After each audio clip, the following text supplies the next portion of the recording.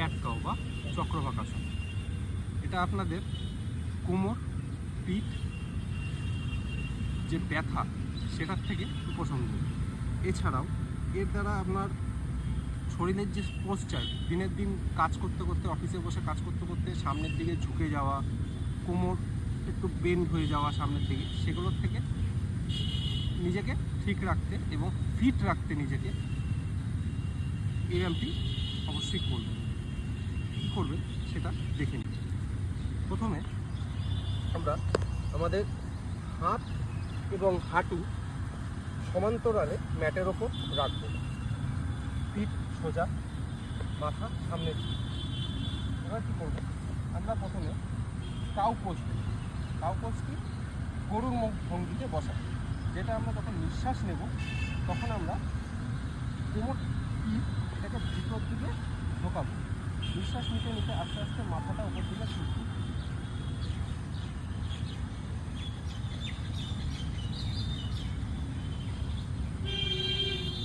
এবার যখন শ্বাসটাকে ছাড়বো, আস্তে আস্তে আমরা মাথাটাকে ভিতর দিকে ঢোকাবো এবং পিঠটাকে উঁচু করবো। ঠিক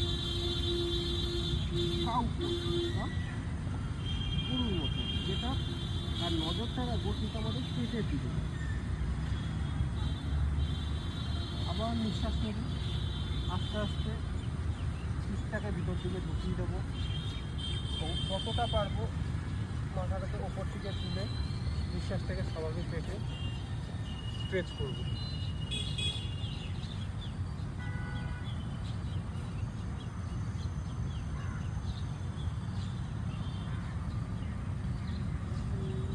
নিঃশ্বাস নেব, নিঃশ্বাস ছাড়বো, পেটের দিকে তাকাবো, পিঠটাকে উপরের দিকে তুলে দেবো। নিঃশ্বাস নেব, পিঠটাকে স্ট্রেচ করবো, মাথা তুলে উপর দিকে তাকাবো।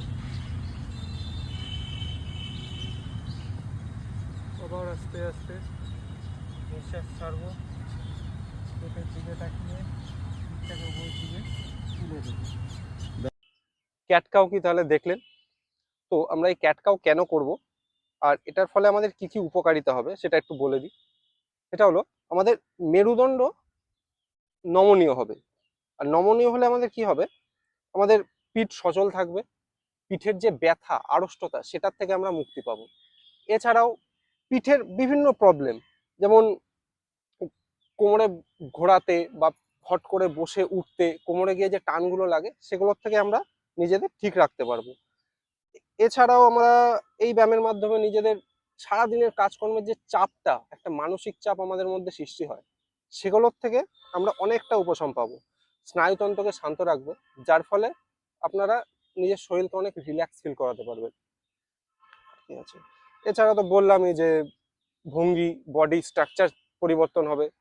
সবসময় একটা মানে শক্ত বডি আপনি অ্যাচিভ করতে পারবেন, যাতে দূর থেকে দেখে একটা মানুষ আপনার প্রতি অ্যাট্রাক্ট হয় এই ব্যায়ামের মাধ্যমে।